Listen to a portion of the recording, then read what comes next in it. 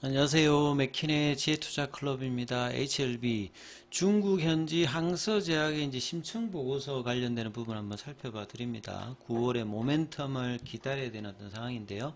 주가는 이제 전일 대비해서 1% 하락한 49,700원에 마감이 되었습니다. 내용 한번 살펴보겠습니다. 어제 이제 12시 전에 나왔던 이제 공지 관련해서 오늘도 이제 뭐 그 관련되는 기사만 조금 더 나왔는데요. 자, 결국 핵심은 지금 이제 항서제약이 이제 키를 가지고 있는 겁니다. 항서제약이 이제 공시를 어떻게 하느냐, 그 관련되는 부분의 이후의 일정들을 잘 살펴보셔야 되는 어떤 상황인데요. 그 항서제약 관련되는 부분에서 이제 그 공시 관련되는 부분들의 내용들은 한번 뭐 살펴보면 특별하게 지금 오늘도 이 타이베이 미팅 관련되는 부분의 내용은 이제 공지가 나와 있지는 않습니다. 이 부분들 좀 확인해야 되는 부분들이고요. 근데 이제 제가 여러 번 말씀드렸듯이 작년도에 7월 제 3일 타이베이 미팅 이후에 피어스 파마에서 리서브션 관련되는 부분의 이야기가 이제 언급이 된 게 유일한 부분이었거든요. 그래서 이 부분들을 그때 기준으로 다시 한번 보면, 요거는 이제 작년도 이제 기사입니다. 작년도 2024년도 7월 10일이면 7월 3일 기준으로 보면 약 이제 2주 안 되는 기간에서 이제 일정들이 나온 거거든요. 이때는 이제 엘레바 테라피틱스와 항서제약이 이제 동일하게 이야기를 했습니다. 이거 외신 보도인데 구글 번역으로 좀 살펴보면 보시게 되면 지난주 FDA와의 타이베이 미팅 이후에 엘레바 테라피틱스와 항서제약이 9월 말이나 10월경에 재신청을 준비하고 있다고 두 회사가 피어스 파마의 업데이트된 추산을 통해서 확인했다. 그러니까 뭐 피어스 파마가 이제 물어봤든지 아니면 그 보도로 해서 알렸든지 이제 이런 내용들이 외신 보도를 통해서 나온 거예요. 결국 보면 이제 피어스 파마가 인터뷰를 한 겁니다. 인터뷰를. 네. 인터뷰를 엘레바의 정세호 대표하고도 했고요. 그 다음에 항서제약하고도 이제 이 부분을 한 거죠. 그러니까 이번에도 이 피어스 파마가 타이베이 미팅 이후에 이 부분에 대해서 이제 인터뷰를 할지, 그러니까 이제 7월 18일에 미팅을 했으니까, 이제 뭐, 작년하고 똑같다라고 하면 7월 뭐, 말 정도경에 그 관련되는 기사를 볼 수 있을지 여부가 굉장히 중요하고, 이제 그 전에 항서제약의 공시가 어떻게 나오는지 이 부분을 살피는 수밖에 없습니다. 우리에게 주어진 자료는 뭐 과거 자료밖에 없기 때문에 이때 이제 정세호 대표 같은 경우에는 10월이라고 이야기를 했어요. 7월 달에 했는데 그러면 8월, 9월, 10월이면 3개월 정도 준비해서 넣겠다 이 말이죠.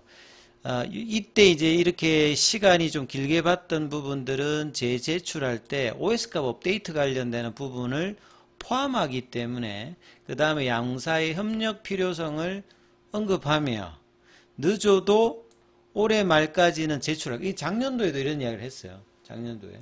그러니까 목표는 9월달, 10월달인데 늦어도 아무리 늦어도 연말까지는 내겠다.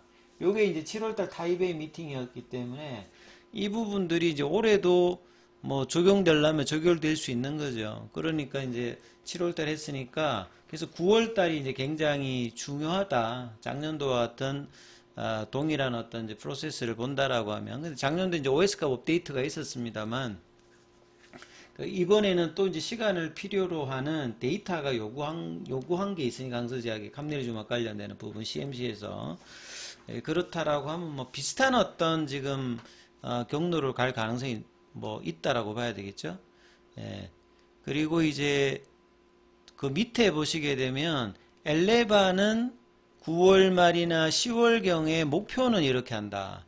근데 작년도에 이제 리서브미션 그 신청 날짜가 이제 9월 26일 정도에 보냈기 때문에 예상보다는 뭐 빨리 한 거죠.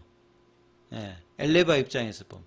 근데 항서제약은 이제 뭐라고 했냐면 중국의 국경절을 앞두고 있다. 보통 이제 한 10월 정도 되면 이제 국경절이 있잖아요. 그러니까 거기에 이제 연휴가 있기 때문에 그 전까지 주력해서 보통 이제 하는 목표를 세우고 있다. 그러면 올해도 마찬가지겠죠. 그래서 국경절을 앞두고 9월 여기는 날짜까지 찍었어요. 9월 20일까지 재신청을 완료할 예정이다라고 밝혔는데 이는 더 낙관적인 뭐 예상이다. 그러니까 엘레바보다 항서제약이 좀 더 작년도에 공격적으로 이제 리서브션 관련되는 부분을 그러니까 결국 리서브션의 중심이 그 항서제약에 있다는 것들을 작년도에도 이제 보여줬던 자료라고 보여집니다. 물론 이제 OS값 업데이터 관련되는 부분이 있습니다만 이 CMC 관련되는 부분에 문제가 결국 항서제약이 이제 제조 공정 관련되는 시설 관련되는 부분이기 때문에 항서제약이 이제 어떤 코멘트를 하느냐가 작년에 중요했듯이 올해도 중요합니다. 그런 관점에서 본다라고 하면 계속 제가 항서제약 중심으로 이야기를 해드리는 게 그런 이유이다라고 보셔야 됩니다. 그러니까 HLB가 뭐 4월달에 진양호 회장이 상해 가서 뭐 슌피앙 회장을 만나고 했습니다만 그때 어떤 이야기가 나누는지 모르겠습니다만 항서제약의 어떤 분위기를 사실은 좀 알아야 되는 것들이 지금 중요하죠. 그러니까 HLB가 뭔가를 해야 되는 것들은 제한적인 어떤 입장이니까 파트너십 관련되는 경고함과 양서제약의 어떤 영향을 적극적으로 좀 알리는 부분이 필요한데 이게 영업비밀이다 이러면서 지금 제한적으로 시장에 이야기를 하는 상황이니까 뭐 이런 어떤 간접적인 자료를 통해서 이해를 하는 수밖에 없습니다. 그래서 항서제약 같은 경우는 오늘도 한 1% 항서제약의 주가는 나쁘지 않아요. 홍콩상장 이후에 지금 연중 최고가 흐름을 가고 있는 가운데 62원까지 부근까지 갔다가 지금 이제 이틀 조정이었죠. 홍콩 시장도 마찬가지로 분위기 나쁘지 않습니다. 최근에 뭐 단기간 50% 올라와서 지금 옆으로 플랫형을 가고 있는 거죠. 그래서 이런 부분들도 같이 조금 이제 연동하지 못하고 있는 HLB 주가인데요. 오늘 이제 심층 분석 보고서라고 해가지고 나왔던 내용들을 한번 보겠습니다. 그래서 항서제약이 이제 PER 이제 밸류에이션이라고 하는 말은 순이익 대비해서 주가 수준을 이야기하는 것이고, 그래서 항서제약의 PER 같은 경우에는 51배이기 때문에 이게 낮은 거는 아니죠. 역사상 5년간 평균이 40배인데 지금 그거보다 지금 높기 때문에 항서제약은 이제 주가 흐름들이 PER로 본다라고 하면 적정 밸류보다는 높게 평가를 받고 있습니다. 뭐 하이자라든지 노바티스, 빅파마 대비해서 그리고 국내 이제 우시앱텍이라든지 베이지는 아예 이제 그 R&D 투자를 많이 하면서 매출액은 2조를 넘게 받고 있습니다만 계속 이제 적자 상태이기 때문에 PR이 안 나옵니다. 그리고 이노벤트 같은 경우에 한 10배 정도. 그래서 동종 이제 그 중국 내의 업체보다도 밸류에이션은 높은 것을 받고 있는 부분이다. 그 다음에 뭐 PBR이라든지 뭐 DCF라든지 EV, 에비타 이런 이제 밸류에이션 모델 관련되는 부분의 내용은 뭐 그렇다라고 보시면 될 것 같고요. 결국 이제 항서제약이 이제 작년도가 제네릭보다 이제 혁신 신약 관련되는 부분들이 거의 이제 절반 수준에 도달했기 때문에 이제 구조가 이제 조금씩 변하는 거죠. 제네릭 중심에서 신약 중심의 회사, 신약 제사 중심의 회사로 바뀐다라고 하면 R&D가 절대적으로 그 받쳐줘야 되고 결국은 이제 신약을 통해서 국내에만 자국에만 파는 것이 아니라 글로벌 팔기 위해서는 생산 시설이라든지 이 각국의 어떤 허가 통과가 반드시 있어야 되는 상황이죠. 그래서 중국 내에 어떤 비교를 하더라도 이 R&D 투자는 독보적입니다. 전 세계 8위 정도이기 때문에요. 항서제약의 연구개발비 관련되는 부분들은 다른 어떤 부분보다는 압도적으로 좀 높고 그만큼 파이프라인은 굉장히 많죠. 최근에는 뭐 ADC라든지 이중항체라든지 GLP-1 이런 부분들이 이제 주력으로 비즈니스 디벨롭먼트에서 각광을 받고 있지만 여전히 좀 단점은 국제 매출, 그러니까 해외 관련되는 부분의 매출은 전체 매출의 5%가 안 됩니다. 이것을 해결해야 되는 어떤 상황이죠. 그래서 내용들 보시게 되면 지금 이제 그 국내에서는 PD1 관련되는 부분들의 제품이 중국에서는 13개입니다. 그러니까 경쟁 강도가 심하니까 가격은 계속 떨어지기 때문에 이 캄넬리주맙의 학장들이 그 가남뿐만 아니라 정정 확장을 통해서 해외로 가는 것이 일단은 중요한 부분이겠죠. 그 다음에 이제 스와트 분석에서 보시게 되면 위험 요인에 관련되는 부분은 결국은 중국 내에서는 약가 인하거든요. 그래서 이런 부분들이 언제든지 지속될 수 있는 부분에 약점을 가지고 있는 부분들이죠. 그래서 돌파를 하기 위해서 국제화 노선을 계속 이제 추진하고 있는 겁니다. 그리고 이제 마지막에 보면 좀 봐야 되는 게 가장 큰 리스크. 여전히 이제 중국 내에서 약가 인하 관련되는 부분들의 영향이 추가적으로도 있다. 그러니까 캄넬리주마비 중국에서 PD-1 계열에서는 그 시장 점유율이 30%가 넘는데 이게 추가적인 약가 인하가 계속 될 수 있는 부분이고, 그 다음에 국제적으로 보시게 되면 여기에서 PD-1AA 이게 이제 캄넬리주마브과 리보세라인 관련되는 부분인데, 여기 FDA 승인 연기, 그러니까 이게 뭐 CRA로 2번 맞아서 결국 이 부분이 승인되지 않는다라고 하면 해외 매출 기대치가 계속 이제 떨어질 수 있다. 근데 이런 부분의 어떤 리스크 확률은 20% 정도로 보고 있거든요.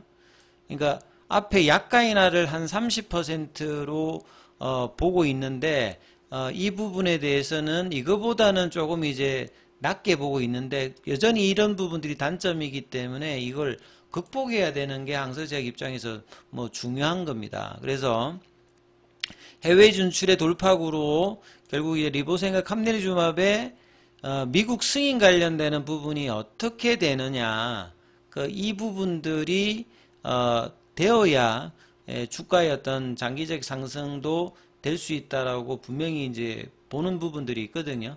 그래서 해외 진출의 잠재력을 가지고 있는데 이 부분들을 터트려 줄 것인가, 그리고 이제 이런 부분이 되어야 후속 파이프라인인 뭐 ADC라든지 GLP-1이라든지 이런 이중항체 관련되는 부분이 있기 때문에 여기에 항서제약의 어떤 입장들은 뭐 견고하다라고 볼 수 있는데, 다만 시간을 빠르게 하지 않고 있는 부분들이 항서제약의 어떤 전통적인 비즈니스 모델이기 때문에, 그래서 시간이 걸린다고 하는 것들이 지금 HLB 주가에서는 조금 더 리스크 요인으로 계속 작용하고 있는 부분이죠. 그래서 이번에 앞서 말씀드렸듯이 작년도와 같은 한 2주 이내에 항서제약의 입장들이 뭐 공시로 나오든 외신 보도로 나오든 이 부분들이 어떻게 좀 전해지는지를 잘 살펴봐야 되는 어떤 구간이다, 이렇게 보시면 될 것 같고요. 자, 오늘 공매도 쪽 관련되는 부분들은 오히려 전일보다 좀 줄었습니다. 그 다음에 이제 지난주 금요일 기준으로 보시게 되면 공매도 순보유 잔고 수량이 450만 주대고요.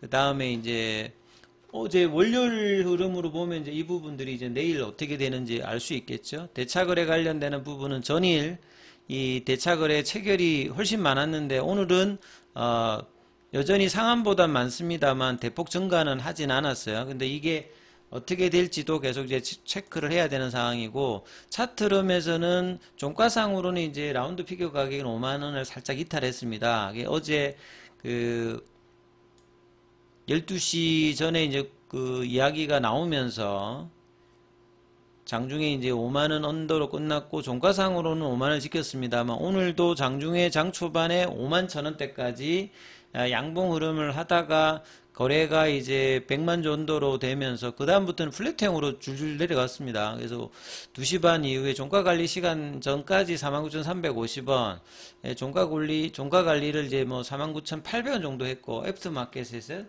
100원 정도 좀 추가적으로 하락하는 모습이었고요.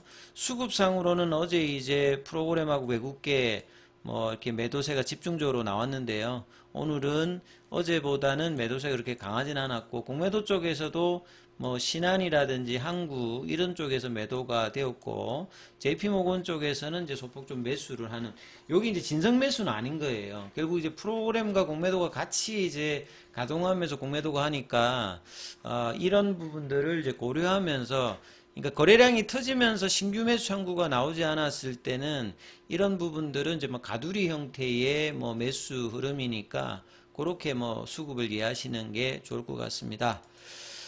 자, 장중에는 무료 텔레그램방이 운영되고 있습니다. 링크되어 있는 부분 참조해 주시고, 입장 문의는 문자 남겨주시면 안내해드리고 있으니까 참조하시면 되겠습니다. 계열 종목 관련되는 부분은 이어지는 영상에서 살펴봐 드립니다.